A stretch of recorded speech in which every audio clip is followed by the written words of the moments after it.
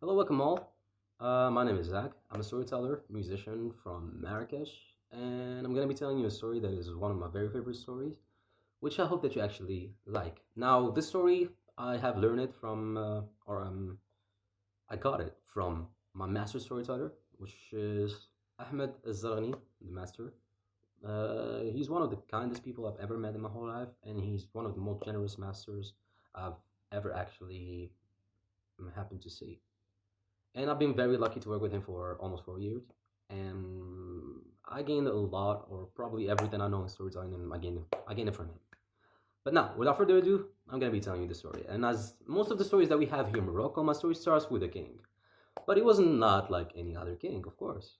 He was a very special, bizarre, weird, powerful, that strange mixture that made him a very unique king. He was loved by all the people. He was just the caring kind of king. One day, he was sitting in his hall with his prime minister, which happens to be his very best friend. They were having a conversation, laughing, it was all good. Until moments later, when he looked up and he saw that there was a messenger coming toward him, and he was running in panic in that messenger. When he reached him, saluted him. "What's the matter?" said the king. The messenger told him, "Sir, I have very bad news. You know, we were fighting a war, but we've lost a battle. Now, the battle that we lost is very important. We're gonna lose a lot of ground. And the enemy is very happy about that." The king got all frustrated, all angry. There's nothing he can actually do. He looked into the minister. "What do you think about this whole thing?" The minister started thinking, and he looked into the king and told him, "Well, you never know, sir. It might be good. It might be very good later. Let's just wait and see." Thinking about that and thinking, he felt nothing positive about it, that king, and he just let it slip and slide. Next day, they were just sitting, having fun again. Same exact time, the same exact messenger came toward the king, and he told him, "Sir, again, very bad news. You know, we've had a lot of gold coming toward the village here. Now, some thieves stopped all the gatherings that we've made and we were traveling with, and they just cut the road on our way. And they actually stole more than the two-thirds of the gold that we've actually had. Now, I don't know what to do, sir, and I just came to you to tell you." The king looked again to the minister. The minister looked at him and told him again, "Well, you never know, sir, it might be good." The king decided to not say a word, and he just let it again slip and slide. Next day, now, instead of going to the same exact place, the king and the minister both decided to not go to the hall at all, but instead, they would go to the garden. Now, the king, of course, owned the palace. Every palace has a garden, and since he's the king, a very large one. Then he was just roaming and having fun, and all out of the sudden, it got all sunny and hot, and the weather was not actually, you can't actually support the weather anymore.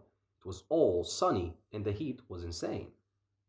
So he decided to go and lay down underneath a tree with his minister to get some fresh air and just like cool down with the shadow.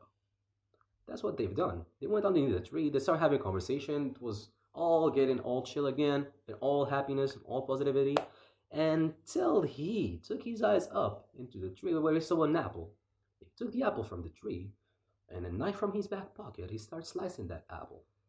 But slicing and having a conversation was not a very good idea, because all out of the sudden, he actually sliced the apple while touching his pinky, and he started bleeding. "Oh, look, minister, this is very bad again. I don't know why I've been followed with bad luck," the king said. And the minister didn't know that the king was very angry at the moment, so he looked at him again and told him, "Well, sir, it all might be good." With all the frustration in the world, the king stood up, looked into the minister, and told him, "How come? How are you telling me that this might be good? You told me that about the thing that happened before yesterday. I've lost a battle, a very important one." I said, "Well, you never know. But again, the second day, I've lost a lot of gold and jewelries and a lot of money that belongs to me. And you told me that it might be good, but it wasn't. And now I'm bleeding. There's nothing positive about that. How can it be good?"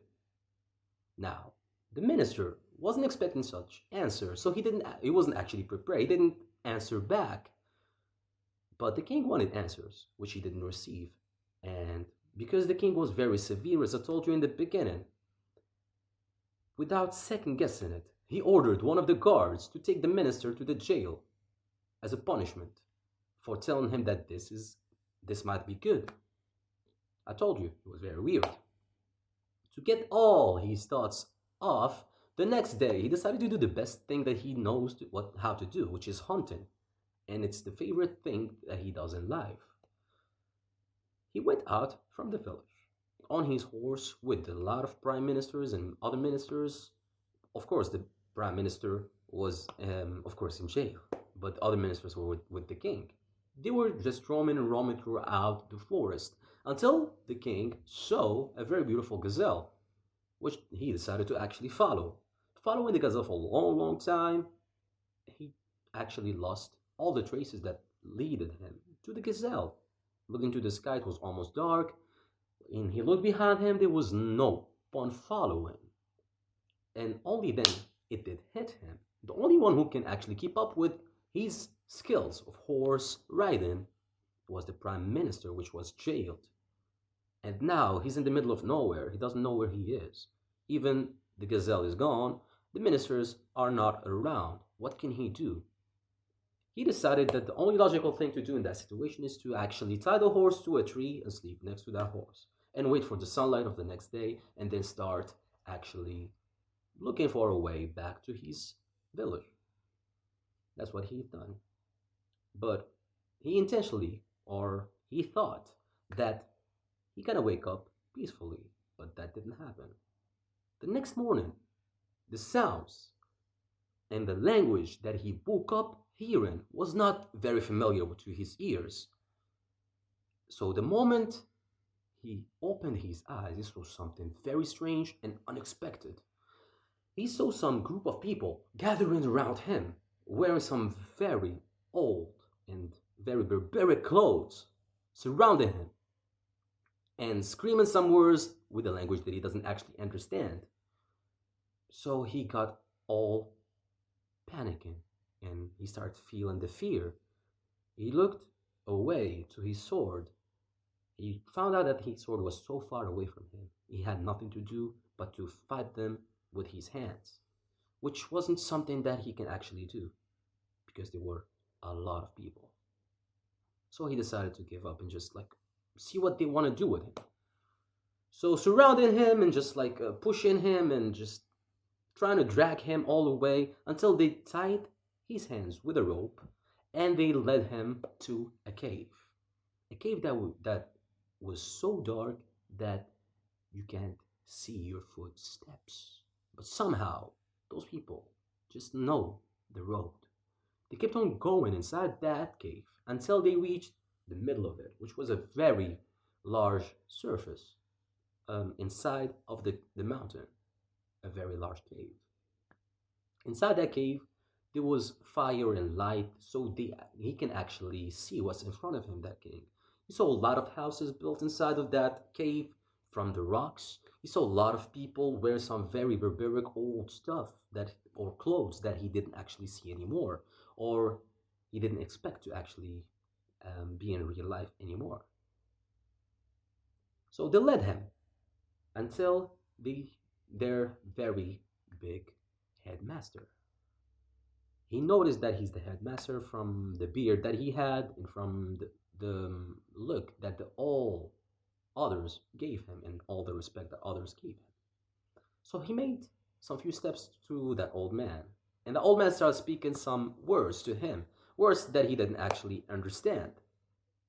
But before he knew, that old man actually went to the others and told them some other sentences that he couldn't actually understand too.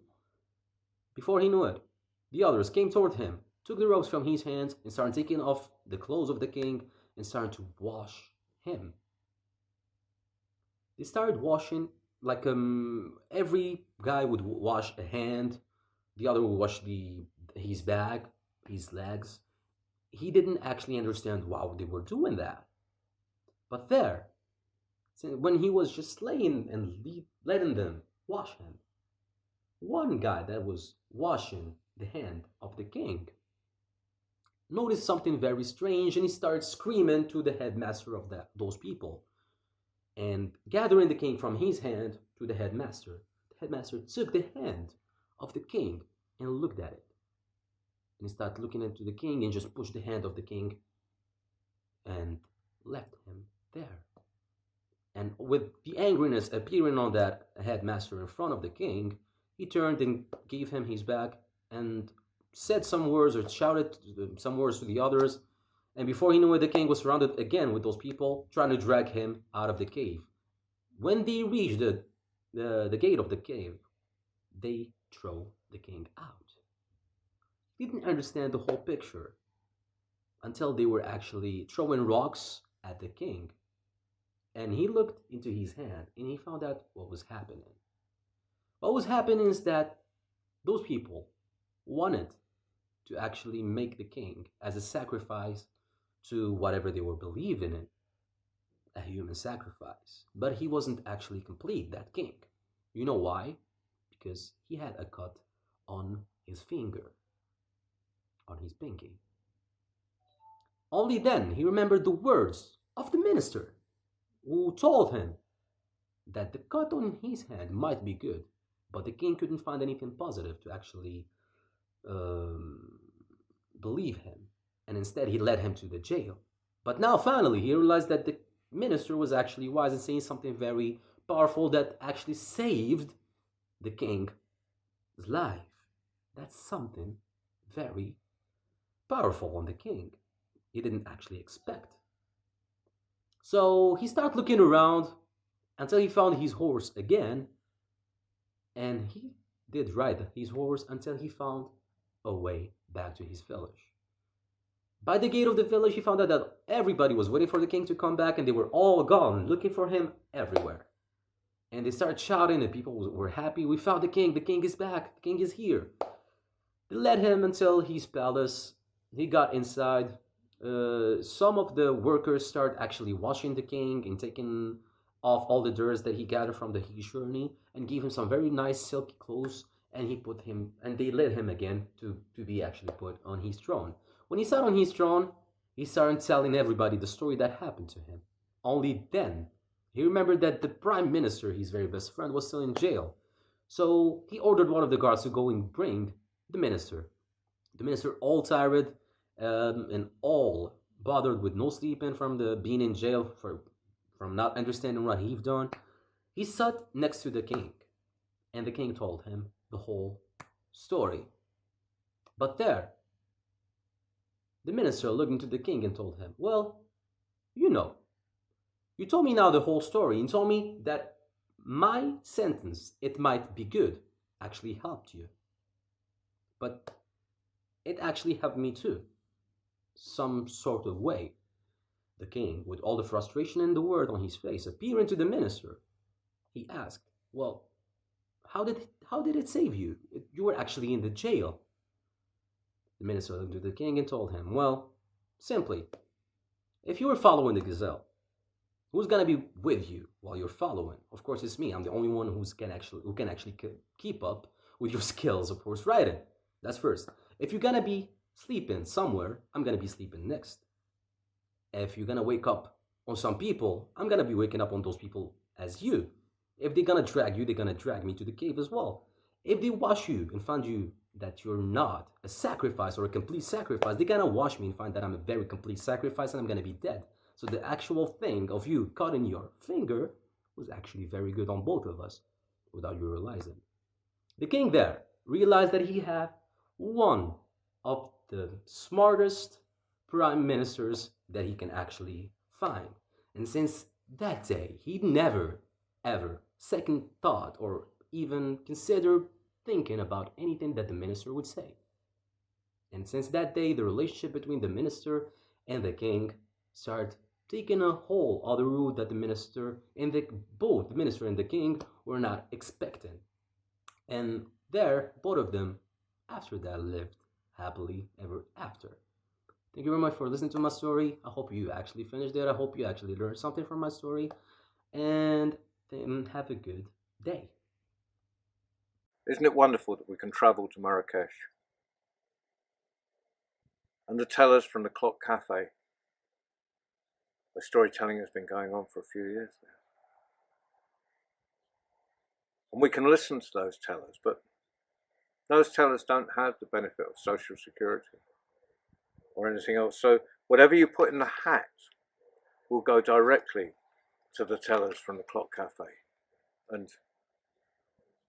we appreciate you listening to the stories. Now, if you can afford it,